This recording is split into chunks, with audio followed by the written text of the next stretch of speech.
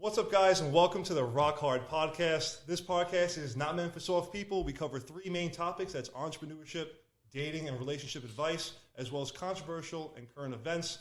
My name's Jake. Some of you guys may have seen me on YouTube before. My other channel is called The Real Deal Airsoft, so you're probably familiar with me already. But on my panel are two rock-hard stellar males right here. Introduce yourself, boys. I mean, we're pretty hard, I guess. Well, 5 hours later, but yeah.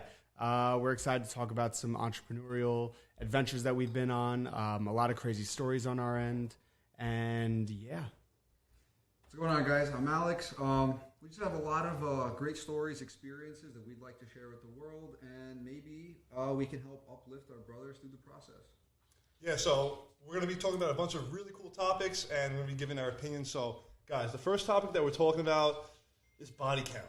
Does body count have different implications for men and for women, right? So what does a high body count mean for men to you guys? In your Well, opinion? I'd say that, I'd personally think it shouldn't matter. Right, but okay. It unfortunately is perceived that it does matter in a way, right? So, like, my input on it is, for guys, body count is almost admired, right? Because for men, it's a challenge to actually amass certain numbers. For women, it's almost a given, right? It's just, a girl could say on the street, hey, I'm fucking ready for you, and she can get it anywhere. But for us, we actually have to work for it. So, in a way, the power is in the female's hands, and with great power comes great responsibility, as Uncle Pete once said, Spider-Man's uncle. And yeah, so I feel like it sort of elevates men to say that they can't achieve that, and for women, it almost devalues them because they're abusing their power if they're amassing such large numbers. So I think that one of the main things that society doesn't really pay attention to is that we do strive for equality, but there are definitive differences between male and female. Like we each have our own benefits in this world and things that we can get away with that others can't. Like, for example, touching on what you said, like women sleep with who they want and men sleep with who they can. That's a really good way to put it. Yeah. Because a woman, she immediately can walk outside and just say, hey, I want to sleep with someone, and there'll be 50 guys running to them. Now, if a guy does that, and he says, hey, I want to sleep with someone, he's getting the cops. He's done, man. He's getting a red check mark on the top of his house on Google Maps. Everyone knows about him. He's a registered offender. It's really not a good situation. Girls are very picky. So for a man, you have to kind of create some value. You have to be good looking, or you have to be tall, or good with your words, or a really great person, or have an income. You have to have some sort of value. And I've heard someone say that women are born with value, and it's their job to preserve it, and men have to create their value. And it is true. Like, if you're a bum ass, do you think that you're going to be able to get with the hottest chick? Or do you think that you have to actually... I've seen bum asses go with some hot chicks. Yeah, fair enough. I recently saw someone in Pittsburgh literally look like he fucking just crawled out of a sewer. No. And he was blowing up some crazy fucking chicks. That's no true. way. What did he look like? Imagine a homeless Jesus. Homeless Jesus. Greg. No, I swear to God. I swear to God. Homeless Jesus. So let me ask you guys a question. So I want to hear your guys' opinion on this. Let's say a man, this is a crazy number. I'm just throwing this out there. This is for example's sake, right? So let's say somebody has, this is not realistic. All right, I'm just letting you guys know. It's not. Let's say you have 200 bodies, right? And let's say a male has 200 bodies and a female has 200 bodies. I was going to start at 50. That's pretty realistic. Is there a difference? Pretty realistic, if you ask me. What? Well, down here it's potentials. So I'm just saying, do you look at a man that has 200 bodies, is he marriageable? A woman that has 200 bodies, is she marriageable? What's your opinion on that? You wanna go for it first?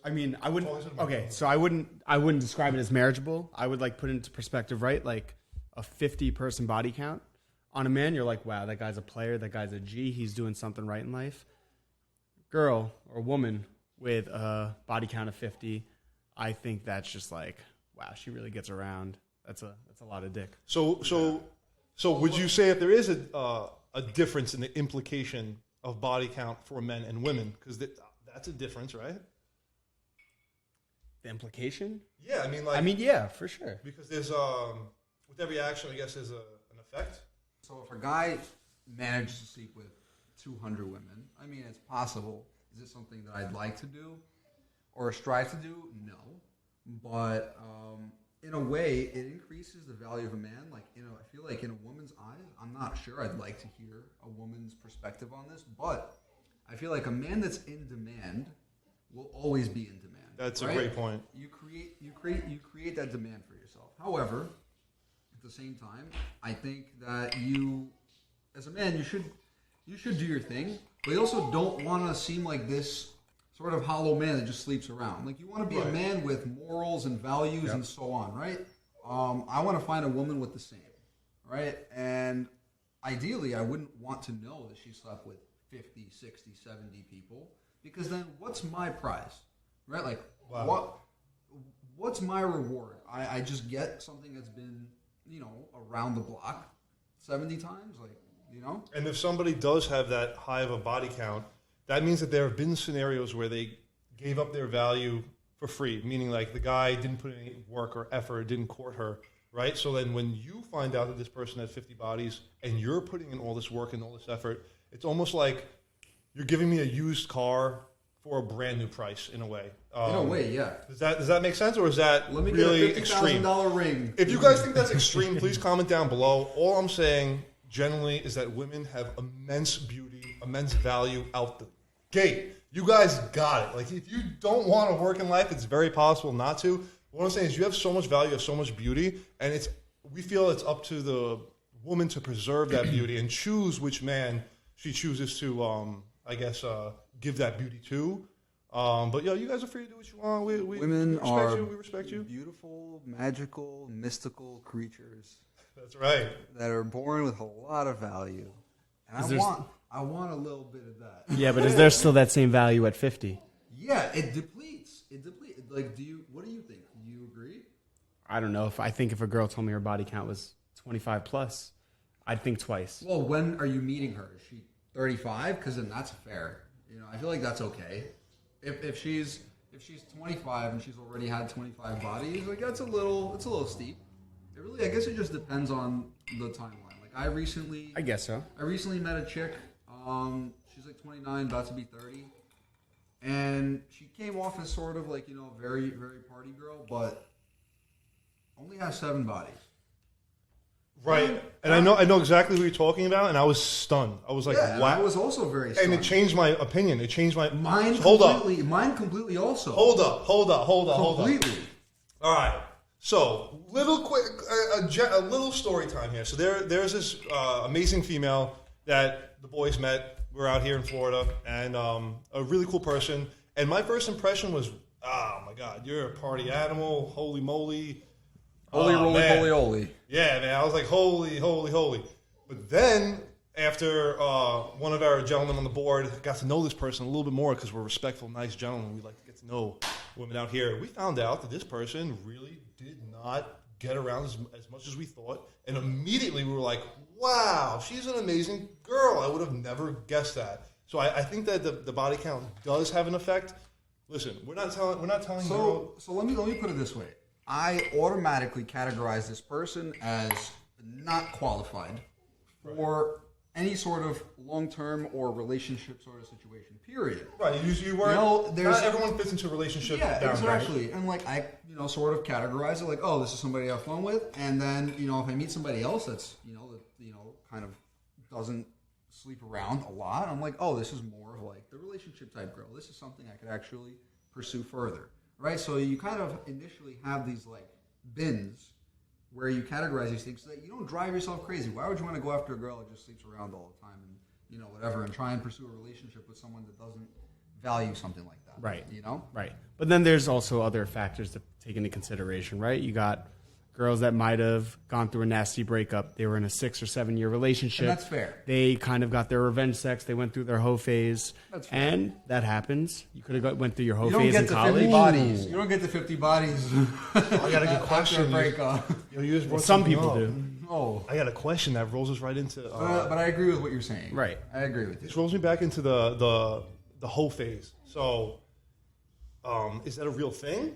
Do we give a pass on that? Is that okay? I mean, I have no opinion. I respect you guys. I'm just letting you know, if there's a female out there that gets triggered by what I said, please comment down below your opinion. Your opinion matters to us. But what do you think about that? You neutral motherfucker. It's like exploration age, right? It's like when they go to explore. What is the whole phase? I mean, listen, I was in a 6-year relationship, and I definitely went through my hoe phase a little bit. I mean, I don't think there's an amount of time or a number of girls that defines it, but like, I think it's a stage of time where you go through where you decide that you want to be single for a little bit, and I don't think there's anything wrong with it. I just think it's a natural thing you go through. I can't say that. But you don't necessarily have to call it a hoe phase either. I think that's something we gotta tell the podcast. I think there's certain parameters to what is acceptable in a hoe phase, but I wouldn't want to be with somebody that's only been with 1 or 2 people. You wouldn't want to. I wouldn't. Right? And like, I think there's value in that for sure. However, like, if I had only been with 1 or 2 chicks, right? And then one day I find this amazing girl and I realize, I'm like, wow, I didn't really get to experience much. You know? I didn't really get to figure out what exactly I'm looking for. So I guess it goes to what you were asking before is there a justification to a hoe phase? Right. And I feel like that is the most logical justification to it, is that I think a girl needs to know what she wants and what's good for her. And I think it's fair for her to explore it. But I think that she should also value herself and just not give away the prize to everyone, because you have a lot of value there. And, you know?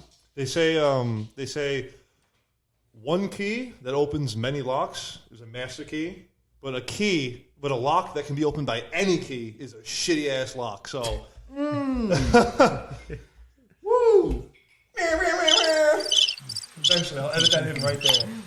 All right, so guys, where'd you hear that one? You got a lot of these. What happened? You got a lot of these. I was gonna say I heard that before, but I don't know if it was from Jake or somebody else. What did you say earlier? You had another phrase. Oh, the thing about shit, about money, right? Oh yeah, spreading shit. Yeah, so we'll get into that later. We have an analogy about spreading shit. So if you guys want to see that, make sure you stay to the end of the video. Or comment down below what you think that saying is. All right, we're gonna move into the next topic, boys. How could spreading shit ever be good? I guess we'll see.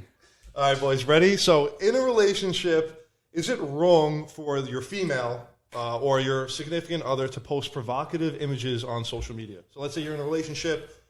Is it okay? This is all from the male's perspective right now. We don't have an opportunity for a female's perspective, and we will get that. So we apologize. If you have your female perspective, drop it in the comments. But right now, this is the male perspective. So from the male's perspective, in a relationship, is it wrong for the female to post provocative photos on social media while in a relationship? I mean, I'd say there's a few different levels to that, right? I'd say there's a certain amount of provocativity. Is that a word? Provocativity? Provocativity. You asked him. We might have just coined the term. Who knows? Provocativeness? Provocativity. I mean, I'll say one thing. Maybe when it doesn't come to like what they're posting online, I'd say there's definitely red flags when your man's isn't on, or your significant other isn't on your social media and you're posting that stuff. That's a fair scenario, I think. All right. So my perspective is that refill time, I was boys. just about to ask for a refill. There are some dudes that'll say, "No, you can't fucking wear this." You know, that's crossing the. I mean, like for me, let me get a little Thank refill you. here too. Actually, let's collect the thoughts here. While we get a refill, let me take you guys in here from our local sponsor. It is the Real Deal Airsofts, because I'm part of this podcast and no one's sponsoring us just yet, but they will soon. If you guys like what you're seeing, please comment down below. Right now, we're doing a little refill. Whiskey on the house, 21 and older. If you're under 21, don't do it. Drink water. Stay in school. But still watch our podcast. But yeah, as I was saying, where did I leave off? Do you guys recall? Yeah, so we're talking about in a relationship, is it wrong for females to post provocative photos? And you were saying some guys are really controlling. Yeah, don't wear this. So there are dudes out there that say like, "No, you can't fucking wear this."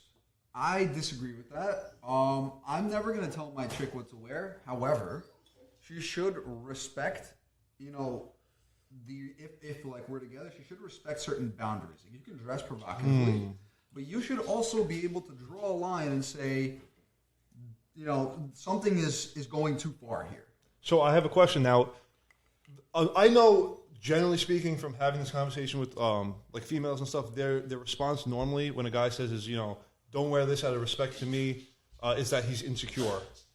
Is insecure. Now, you said that it's a thing of respect. Now, can you explain? It's not insecurity, right? Yeah, my ex-girlfriend, she would dress super provocatively. She had her, situation done, and she loved it. She loved to like show it off, and I was all for that. And I knew that she was on my arm. She respected me. There was no doubt in my mind that this girl was, with me. What size was her situation, by the way? That's a good question. Either D's or double D's. That explains the situation. I might have to go back and measure, honestly. That explains the situation. Still calls me from time to time, so I'm gonna have to go back, do a little physical examination. So, yeah. So I would never tell her what to wear, but there is a certain level of respect that needs to happen if you're sort of being dressing provocatively or whatever. I guess it brings me to a question of why is she dressing provocative? Why is she posting pictures of herself provocative? Okay, well, that was the original question. And any chick loves attention, right? Any girl loves attention. They feed on that. Who am I to deny, you shouldn't post a sexy picture? Maybe you shouldn't be fucking posting yourself in, underwear. What do you mean? Yeah, what is a sexy photo? What? Yeah, so, I guess... A bikini is a sexy photo. What you said is, there's different levels to it. A bikini... That's a fucking bikini. If you're fucking dressing in lingerie on Instagram and I'm not on there, that's a fucking problem. Yeah. Also, is my girlfriend a swimsuit model? Well, then it's you kind of stepped into that one yourself. Right. You knew what you were getting yourself into. But then again, not every guy can handle that. Certain men are cool with it. Other ones are not. I think it's a situational thing. Yeah. I think there needs to be a healthy balance. I mean, everything in life is a healthy balance. I think there needs to be a healthy balance between what's getting posted on social media. It can't come off as too disrespectful, but also, I'd say one of the biggest red flags I've seen, in particular with women that end up cheating, is that their man's is not on their social media. Oh yeah, that's consistent for sure. All right, so boys, that is something I've seen time and time again. Yeah, so that is actually a really good game that you. It's a hint. It's not game. It's more like intel. All right, guys. So if you're dating a girl, you've been paying for 1,000 dates, and you guys have been going out. And in your head, you guys are going out, and there's not a singular post on social media, or not. If you guys are official, and there's not a singular post on social media, or you're never in the story. Or when you go on a date, she makes sure that you're not in the photo, and he's taking a photo of the food. That's a red flag, because that's a problem. If a girl likes you emotionally, she's all there for you. Right. And if she doesn't like you, she's emotionally not there for you. And she wants to show you off. Right, exactly. I'm sure your truffle fries look great and all, but get my fucking face in there too. That's what I'm saying, especially if you paid for it. So with your fucking Chipotle aioli. Yeah, bro. Yeah, so all right, so we're going to move into another question, which is kind of similar to that topic, is in a relationship, is it wrong for a male to like provocative photos on Instagram and social media? And by provocative photos, I'm talking about... I got a quick one. Really quick. Okay. Shoot it off. All right, so get close to your mic too. Yeah, make sure you're in the mic. A bunch of my exes were always like, "You don't comment on my pictures. You gotta comment on my fucking shit, goodness, right?" I don't do that. I never heard the end of it. I'm not gonna simp over my own girlfriend. What am I gonna do? Oh my God, you're so beautiful. What do you guys think? Should we be commenting on a girl that we're with? Is that something that we should be doing? I'm gonna comment on how fucking annoying your dog is right now. Yeah, guys. By the way, we have a dog. Over here. Hey, Zeus. We have a big boxer on set. He's crying. All right, let's get him over here. But he's an attention whore. I'm gonna go ahead and give my opinion on is it wrong for a male to like provocative photos on social media? The answer is yes. If you're in a committed relationship and you don't want to instill any insecurity in your female, there is no reason for you to be liking photos of big booties jiggling around that whop in your face. There's no reason for you to be liking it. You can look at it, don't tell no one, but you shouldn't like the photo, all right? It's just evidence. You're leaving a snail trail for your girl to peep. Girls are extremely creative creatures, are they not? And they will know every photo that you like. So you're literally leaving a browsing history. They're going to be like, why you like that midget doing a headstand in a thong? That's weird. So, guys, she's going to know. Don't do it. Don't instill fear. And also, you should be paying more attention to your woman And if she's not fulfilling you, then maybe you need a different woman, or maybe you need to bring this to her attention that, listen, I'm not being fulfilled and I'm seeking it elsewhere. But that's not, you shouldn't be cheating. You shouldn't be doing any of that. I have But this really counter view on that, though. But this really comes down to: are you in a serious relationship? Yes, Are you the guys que- committed to each other? Yes, That's yes. the context. The context is a committed relationship, and the male, is it okay for the male to like provocative photos? And the provocative photos are defined as OnlyFans models photos, twerking videos where the whole Wu-Tang clan is hanging out. Bro, I just have educational content. I don't even have fucking chicks twerking and stuff. Yeah, that is on actually my a good point. feed. We're asking for the average man. We actually consume high educational content. We're not about that. All right. So we're just saying it's for the average guy out here. But that also goes into like if you're in a committed relationship and like looking at a nice ass walking by on the street, right? Like you appreciate it, but I think it always comes down to if you're in a relationship, it comes down to like acting on it, right? Acting on it, right. Right? Like I feel like you shouldn't be judged by what you like on Instagram. Also, social media is so stupid in that regard. Yeah. As to like, oh, you didn't like, the picture I just posted 20 minutes ago. Well, I'm sorry, it didn't show up on my newsfeed.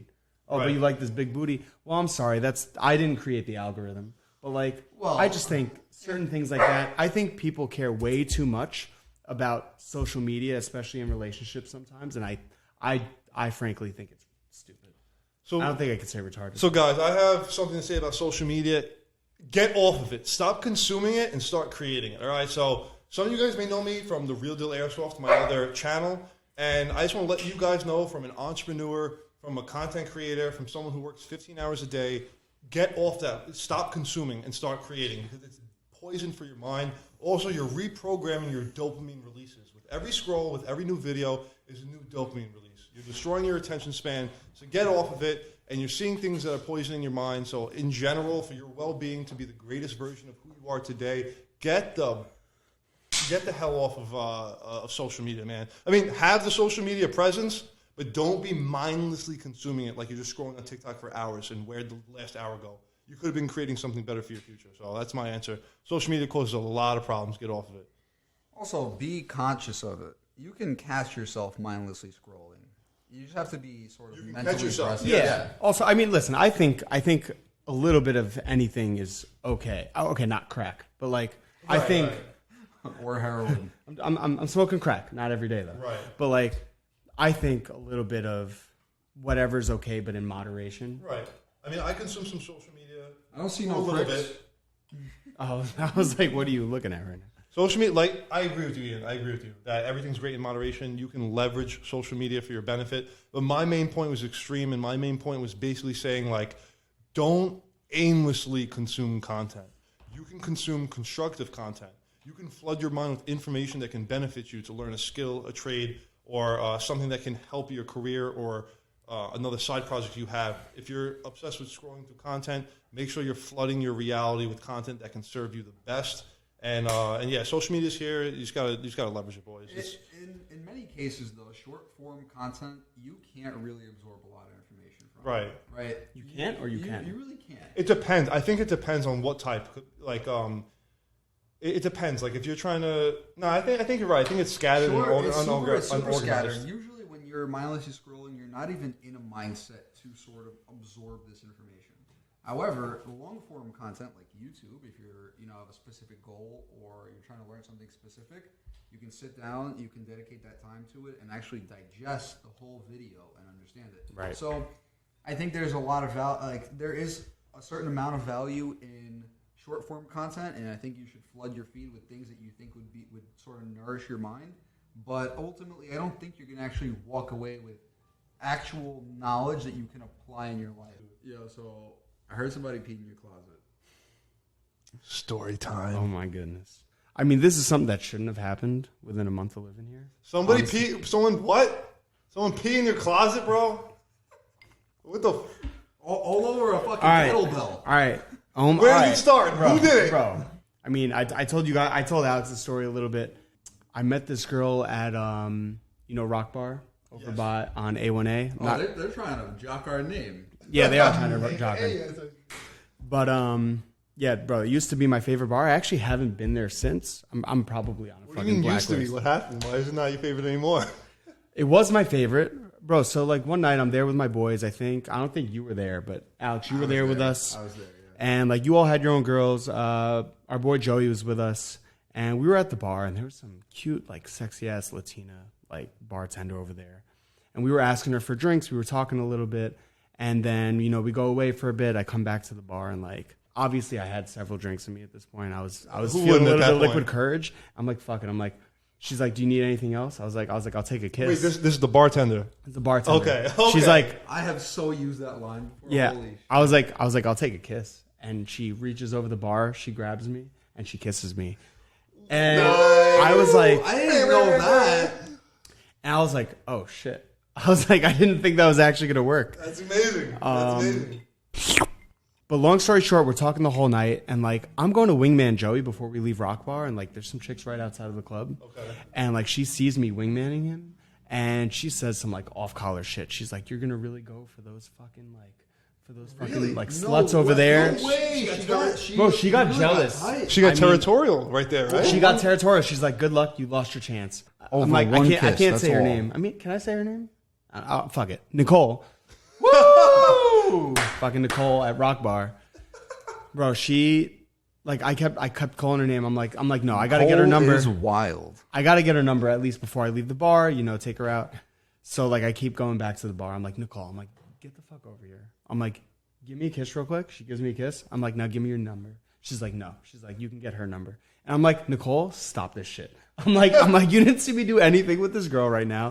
Right. I'm like, just give me your number. She's like, oh, okay. Like as she's put out by my fucking outrageous request. Wow. So she gives me her number. We go out on a date, maybe like 2 weeks later or a week later. And bro, she's like treating me to drinks all night. Like we're going out. We're having actually an awesome time together. No way. Whatever. Everything in the night is going good. She's talking to me how like, she's not looking for anything serious right now. Having a great time. We're out until probably like 3 or 4 a.m. bro. She knows everybody. In Was this the same night or no? No. This is a different night. Like I'm actually taking her out. I don't know if you want to call it a date or two people fucking just hanging out. But we're going out. We grab some drinks. She knows everyone in Fort Lauderdale, so she's getting us free shots everywhere. By the tracks. Right. That's where you guys went out? We were by the tracks for a decent amount. We started out in Flagler Village. We made our way to the tracks, and then we're coming back here. Like I'm probably like this is probably like top 3 or top 5 drunk I've been since I moved here. Really? Yeah. It's hard. It's hard to get like drunk. it was ridiculous how much we drank. And I didn't want to fucking drink that much either. I was just like, I was just going with the flow. She could handle her alcohol. She likes to drink. She can Bro, handle it? does she like to fucking drink? That's cool. Someone pee in your closet and not like to drink. We get back here, and we're doing our thing. Like everything's going well, and then she knocks out right after. Then fast forward, it's like I think we got home realistically at like 3 a.m. We're doing our thing, and then at like 5 or 6 a.m. Wait, we're doing our thing. What is that? You guys, Is that what the kids call these days? Bro, we're fucking doing our thing. We're fucking peeling pineapples, bro. What do you think? They playing patty cake in there. Wow, they're playing checkers. Yeah, we were playing. So we were playing checkers, and at 3 a.m. Bro, it's like 5 a.m. at this point. I hear her get up in the middle of the night. It wakes me up a little bit. Her like ruffling, getting out of bed. Okay. I'm like, all right, she's going to the bathroom. She's making a beeline for my closet.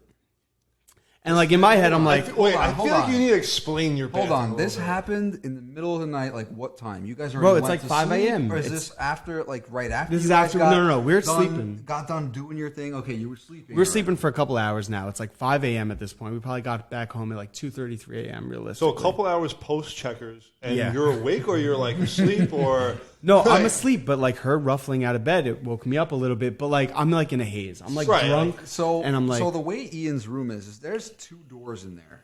One of them is a nice big closet. right in front of my bed. One of them is a nice big bathroom. Right? So it's a 50-50 chance. But I see her go straight for the closet right in front of my bed, and I'm like, all right, maybe she's going to get a sweater. Maybe she's cold, and it's possible, right? Hold on. At this moment in time, were you thinking in your head, wait a minute, she may have taken a couple too many steps. Like, this isn't where the bathroom is? Like, did you think in your head, like, you were calculating where she was walking? I mean, no. What happened was she ended up being in my bathroom for, like, my bathroom, my closet. And that same thing. My closet. Same thing at this point, right? For like 30 seconds too long. And then I start hearing it. I start hearing a stream. A trickle. I start hearing a trickle. And in my head, I'm like, there's no fucking way. And I'm like, part of me is like, I could get up right now and be like, what the fuck is wrong with you? Wait, I have a question though. I have a serious question. At this point in time, when you heard the trinkle, when you heard the stinkle trinkle, did you think in your head, wait, she could be in the bathroom, or you're like, I'm hoping she's in the bathroom, or did you think, this audio is coming from the wrong place? No, bro. I knew. As soon as I heard it, bro, in my head, I'm like, fuck. I just dealt with it. I'm like, I'm gonna deal with it in the morning. I'm too fucked up. What am I gonna say? It's too late. It started. You know, it's like trying to stop like our dog from peeing. Like he starts, he's not stopping until it's done. He'll walk and So, Yeah, he'll walk and pee. Question: do you let this go? Like, pretend like you didn't know what happened, or did you like address it? Like, yo, you kind of fucking peed on my floor. So, okay, well, this is my thought process, right? It's the next morning. I'm so curious. So I got to go through the whole story, right? So curious. it's I go to drive her to her car at like 8 a.m., right? She left it in a parking lot. We took an Uber back the previous night. And first of all, my main hope is that that morning, she was still drunk as hell. Because it was only like 5 hours later. Remember. So in my mind, I'm like, all right, listen, it's early enough. It was a, Thursday or a Friday? But I'm like, we're probably not going to run into anybody in the hallway on the way to my car. I was absolutely wrong because I ran into about 15 different people.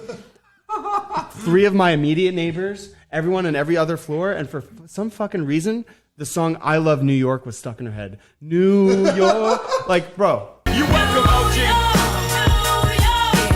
I made you hot. And she's like singing this to people just because I'm from New York. Whatever, it was weird. Everyone saw, like my neighbor even texted one of my friends that was hitting on her, like saying like, I just saw Ian take back someone that was absolutely wasted at like 7:30 a.m. She was judging him. Yeah. I want to say long story short, but it's not fucking long story short. Alex and I go back. So no. What actually happened? Like what happened after that is Ian's like, dude, I'm not sure what happened last night. I was really drunk, but I could have swore she went to my closet instead of the bathroom. And I was hoping it was a dream. I did not open my closet. Yeah. So you're literally like, dude, I hope it was a dream. I'm not sure. Was it even the next day? It was. Or was it 2 days later? No. It was the next day. Okay. No. He's like, I don't want to go check this out myself. So like, we went to go inspect it together. The reveal. The reveal moment. And at first there was nothing, right? I didn't see anything because I have a few suitcases in my closet. Move the suitcases out of the way, the kettlebell. Yeah, because it's soaked into the floor. And then we see some liquid. So yeah, it kind of accumulated around the kettlebell. I don't know if she thought the kettlebell was a toilet because it has like that little groove. Yeah. But I don't know, bro. Let's put it this way. When I entered that closet, it was the first time in 5 months since I moved to Florida that I wore a fucking COVID mask. Bro. I was so fucking disgusted. I social distanced from that fucking pile of pee. It was a pile. Yo, my man whipped out the PPE, bro, the personal protection equipment. You want to hear the most fucked up thing, though? Is it's probably still saturated into his closet right now. It's still there. I would have considered a new lease. Her soul lives. Nicole marked her place like a fucking cat. She marked her place. She marked her Oh, my territory. She spread her pheromones all up in his closet. It's all over his clothes now. Yeah. That section would have been marked by her. Bro, right but there. we had a falling out. We had a falling out. I remember that. So she hit me up. I'm going to pull up this text conversation. She hit me up probably like 3 weeks. So we hung out one more time. We were just like screwing around by the pool or whatever. And like that was like maybe the most normal night. Or as normal as a fucking crazy. She hit me up one night. She's like, hey, I'm going out right now. She's like, are you free to hang out? Like when I get back. I was like, I'd love to. I was like, but like me and like Alex and I are working on a project tonight. She's like, she started wigging out. yeah. So like, well, first it started out like this. She's like, want to hang out soon? I was like, I need a massage. I give great massages, by the way. And then said that or you said that? No, she said that. She's like, I need a massage. I like how Ian's plugging his skill set. He gives great massages. I needed by the a way. massage massage too, but she's like, 6 minutes goes by and I don't respond to her, and she's like, why do you hate me? And all I said was, what? What? I was like, I can't tonight. Alex and I are working on a project, unless maybe it's much later, but not sure yet. That was the project, by the way. Yeah, that was a project up there. I was like, but I'm not sure yet. Maybe much later. And she's like, forget about it, fuck boy. In my head, I'm like, that's a little extreme. Like, That's a little, like I'm you know. It's a little excessive. And you know what, Ian? I don't consider you a fuckboy. I think you're a very nice person. I think you're very Right. courteous. I don't think 300 women is that much. No, I'm just kidding. Like, Oh my god. no, it's not 300. But I was like, and I just responded to her because I was shocked. I'm like, and I knew she was fucked up. I saw on her Instagram story. She was out on a boat drinking. And I'm like, what? I'm so confused. And then she's like, you have to be gay. I had the worst sex ever in my life. And Wait, I remember this. bro, she was busting out like. Wait, what was the first line? I completely forgot. She's like, you have said to. this No, shit. not you are gay. You have to be gay. Now I have a question. I How can you completely be gay forgot. if you sleep with her? Then obviously you're not. All right, whatever. It's Right. At the least, I'd be bisexual. Right. At the very least, yeah. I had the worst sex of ever in my life, and you are so ugly and fat. I just wanted my bikini back. Guess what? Just put it on and fuck your ugly friend. She's talking about Joey. All right, I don't think you're Oh fat. my- And then she's like, go back to New York, Birch.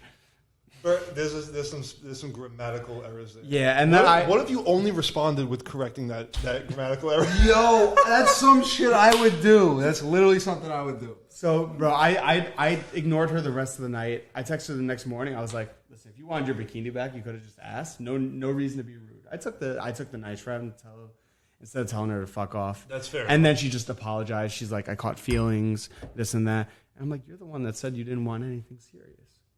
That's what they all say. That's a pretty funny. So, long story short, I don't know if I can enter Rock Bar again on the days that she's working. now I know why that was your favorite bar. It was my favorite bar. Now I know why. There were I a said, lot what of good happened reasons. in the beginning. It's Now a I know great why. time. I don't know if I haven't been there out of coincidence or out of fear that I'll just get kicked out. But I yeah, just feel like we haven't made it out there since. I don't think it's like you're scared. we made it out to Miami plenty. We did. And Rock Bar's 5 minutes away. It's not like that popular. It's not, but there's some nights, and that was one of those nights where like it was popping off. Yeah. So that's a pretty crazy story. And speaking about crazy, did you guys see you guys hear about the Jeffrey Dahmer thing on Netflix now? Like everyone's going crazy. My sister was watching it this past weekend, and I was watching it with them. And I saw some crazy stuff go on, and it made me think of a question. I was like, boom, this is a perfect question for the podcast. So my question was, basically, there was a scene in the Jeffrey Dahmer Netflix series, guys, where the police officers just recently busted Jeffrey Dahmer. If you guys don't know, Jeffrey Dahmer is like a serial killer, killed so many people. Everybody knows. Chopped their body up. It's pretty crazy stuff. There's a Netflix series about it. And pretty much the police officers are informing the dad that their son did X, Y, and Z, right? That he murdered this many people. He Raped this many boys. Right. Fucking on boys, all that shit, sucking them dry, then killing them. So the thing I thought about was like family bonding, right? You're very close to your family. You want to protect your family to the end. So the question that I was thinking of was, if I was Jeffrey Dahmer's father, and the police officers were telling me that my son did all this stuff, and Alex, we talked about this, and we didn't have a chance to speak to our son yet, right? The police officers are telling us that our son did this. Do you defend him to the end because he's your blood, or with provided evidence, do you say, wow, that's some crazy shit, fuck him? All right. Well, in the scene, there was no evidence provided, Correct. from what I recall. I don't Good think point. there was any evidence. I They were didn't just see, like it was words. they pretty much just said your son killed like 50 people, Right. primarily certain types of people. Right. Right. And my response would be like, okay, and I'm a fucking tooth fairy, and I collect fucking 20s from under your So right now fucking- you'd stick with defending your son up until this point, right? Until I speak with him, so you're pretty much, you have like, I think the term would be plausible deniability, right? So until you speak with him, you cannot give them the hunch that you know that he's a fucking serial killer. Right. Where like, if you know that he's a serial killer and he has killed all these people, then you're, implicit in his crime. If he's your son and there's some situations and you kind of know he's a little bit weird and the police are telling you this, you kind of know something, right? So continue. You do. But like, do you give that away off the bat before speaking to your son? No. Do you implicate him? No. He's your blood. That's your offspring. You're gonna protect it until the end, regardless. I say take his ass. You're gonna take his ass? Don't do that. That's your son. But yeah, I mean, I would protect him. I would probably just plead the fifth until I got to speak with him. That's essentially it. I wouldn't believe anything they say. I mean, I guess you do have that hunch initially, like, Right. oh, he's your son. You watched him grow up. The kid used to fucking taxidermy dead animals. So like you do have an idea that he's a fucking weirdo. Yeah, but what if he fucking comes forthright and he's like, yeah, I did that. All right, so then you have nothing to defend. There's nothing to defend. Yeah, but anymore. that's your son. That's my homie. My homie's a fucking maniac, bro. I would say he needs to be jailed. I mean, based on the specifics. I mean, I'd say the same. On this specific scenario, we're talking about a dude that like Just because he's my son doesn't mean he's collecting your toes, boy. Yeah, just because he would be my son doesn't mean he deserves to be free. Like, Give me them toes. Like he's clearly sick. Yeah, I'm locking his ass And up. he needs to be somewhere where he's not going to hurt people. That's really it. Yeah, I mean, before I'm once the next victim. So my answer to this would be like, if the police are bringing me into an interrogation room, right, and they're saying to me, your son did X, Y, and Z, I'm not necessarily going to continue to like implicate him worse. I'm going to let the police officers do their job, and if they find something that is deemed to be jailed for, then like there's nothing I can do. I'm not going to go out of my way to self-incriminate him even further. He's your son. I love. If he was my son, I love him. But if I found that he did this wild stuff, my only thing would be I'd keep my mouth closed. You know, I'd like let the due process happen. You I better guess, keep your mouth right? closed. I mean, yeah, maybe you don't. Who knows? He might slip something in there, but and then kill you afterwards. But yeah, But the question is, do you still love him knowing that he's murdered and raped? yes, Like yes, 50 men. yes. You still love him? You still love him. Yeah, 100%. Bro. Because I would understand that there is something wrong with him, right? There's either a chemical or hormonal or a structural thing that's making him not normal, and I would feel bad for him not being normal. There's another. But it's no excuse. It's no excuse. You're going to jail, but I still love you. Like I'm still going to think about you. I'm still going to think that I raised you for all this time. Yeah, you're a sick weirdo who likes sucking on and getting killed, but I mean, I'm gonna let you go to jail. I'm not gonna do anything too crazy. Here's a curveball, or like to get your brain juices flowing. What happened in the show is that the father felt responsible. He was like, I did this to him because he's my offspring. That was going to be my next question. He's my genetics. So maybe he it's fucked up. because of me. Whether it's it's acquired traits or genetic traits, right? So like in that sense, like how do you handle it? Do you think, oh, he's just a little off for whatever reason, or are you like, oh wow, this is my fault? That's tough. It's tough to know without like actually feel like bearing that like responsibility of raising. I would say that if it's not in my nature to do it, like if I've never had the inclination to fucking murder people brutally, then I would say. I hope you haven't. Fuck? I think. Hold on. I think we've all had that here at some point. All right, road rage. Yeah. All right. I mean, to be fair, All right, commuting on a fucking train to some fucking retard all up in your shit. But we never acted on it though. It's hot. It's hot. He's breathing down your throat. I'm like, you don't ever think I'm bludgeoning this. Yeah, I mean, speaking of which, like you're behind the car, right? Like, and you're just driving, and you see some old lady crossing the road. Like, hold on, hear me out. An old lady. Okay, it could be a young, I'm just saying, a civilian crossing the road.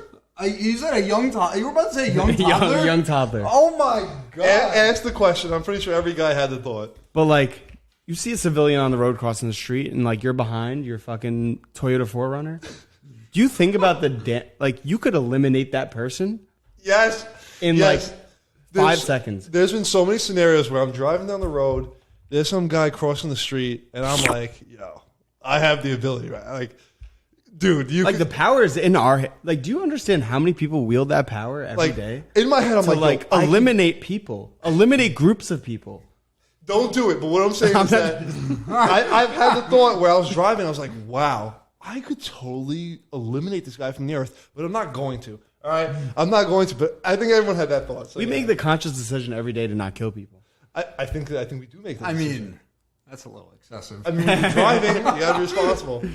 But guys, comment down below if you ever were driving and you saw some guy and you're like, I could totally grant that thought on this guy. But then again, are you thinking about murder, or are you just admiring the power of the vehicle that you're driving? It's the power. It's like, yo, I could do this. You're I'm not going to. You're not thinking about murder. Yeah. You're like, I have the power right now. Yeah, I'm not going to do it. I don't have a personal vendetta across, of the people crossing South I Federal sure hope Highway. you don't have a vendetta against a toddler crossing the street. But the thought has crossed my mind where it's like you're driving, like, yo, I could totally just murk this shit off the earth. But I'm not gonna. I'm gonna ease it on the brake a little bit. I could though. I could. Yeah. Right. Yeah. You're not alone. You're not alone. 20 more miles per hour, and I want to touch on some stuff for entrepreneurship and for some business stuff. So I want to ask you guys your opinion. What's your number one tip for an entrepreneur to help declutter their mind? Because when you're an entrepreneur, you have a ton of things you have to do. What's your number one tip that helps you get through the tasks that you need to do through the day? I'd say, so is this an aspiring entrepreneur that has several ideas or one idea they want to execute on? I would say that the average person has several ideas, so give them advice. So I would say, first of all, write down everything that comes to your mind, right? You're gonna I was gonna say that. deal with it. Go ahead. We both have plenty of advice to share. I'd say write down everything that comes to mind, right? Any idea, everything that pertains to each of those ideas. Think about what is within reach, I'd say, to be able to do. And then write out, say, the first 5 to 10 tasks to actually execute on.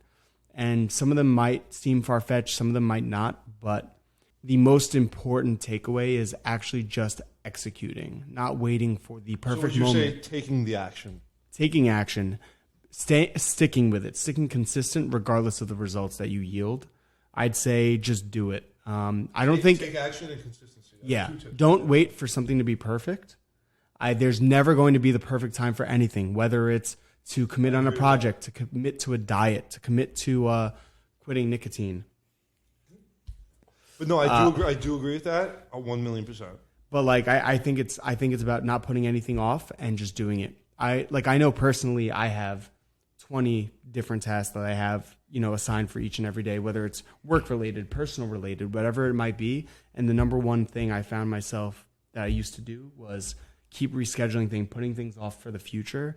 And I think it's more about just actually taking action, doing it as soon as it comes to your mind. Right. Obviously, that doesn't apply to anything, right? But say one of your ideas is, for instance, to start a podcast. You're not going to do it that same day, but take some initiative. Plan to watch a couple YouTube videos, maybe order some equipment. Take some initiative, write down some topics. Do something that's going to put you in the right direction. Make a little bit of progress every day. And Alex and I working together for 6-7 years and counting. I mean, we've gone through a lot of. I mean, I probably stole 95% of the shit he was going to say just now. But you know what? Literally, as you were finishing your sentence, I was like, "Fuck!" I was going to say that, get a little bit done every day. Yeah, I think that's one of the most impactful things. but we've learned a lot of the same ideals together, and I think sure. it's kind of brought us to a certain point. But for sure, take it away. For sure. So, getting a little bit done each day is the most important thing. How do you eat an entire elephant? You eat it piece by piece. That is something, I think my dad told me that when I was a kid. And it kind of stuck with me throughout. It sounds super cliche. It's something super basic, but that's the reality of it. How do you get to your ultimate goal? It's step by step by step by step. But you always have to have the final goal in mind. And one thing I want to say to everybody is that no idea is too crazy, right? Nothing is too crazy. At the age of 19, I had several patents to my name. At the age of 22, we raised capital with a public venture capital firm based out of Canada. We had meetings with $82 billion tobacco companies. How old was I? How old were you? Fuck. I was like 21? 27. No, wait. No, you weren't 27. Oh shit! It's kind of crazy. Maybe 24, maybe 25. Yeah. We were young. Yeah, we were very young. But long story short, it's baby steps every day.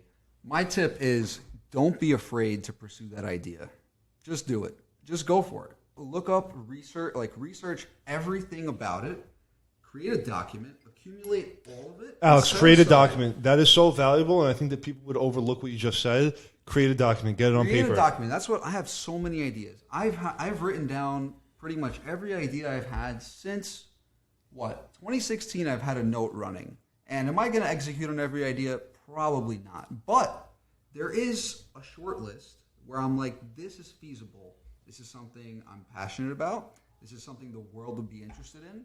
What do? I set aside some time. I create a document. I do all the research. And I try and create a visual sort of wireframe of how this could come together. The steps, the name, the technology, the platforms, the strategy. You're talking about specifics, man. People are so fucking general. The specifics of the business, everything. Yes, write that everything. down. And the thing is, if I want to come back to it, that foundation is right there. If I meet a fucking millionaire, a multi-fucking millionaire tomorrow, who's looking to invest, who's looking to invest in something, I'm going to be like, I have the perfect opportunity for you. And I can pull it up right then and there and seize that opportunity. That's the law of attraction.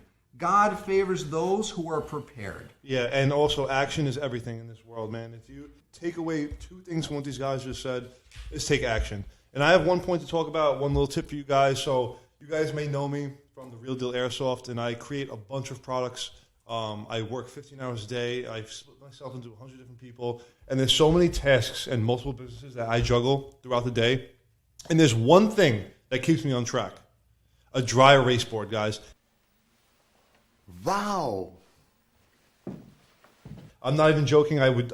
When you guys came to my house that one time and you guys slept over, I recently moved. That's why it's one time. We've been chilling for so long. But when you guys came over, you saw I had my dry erase boards.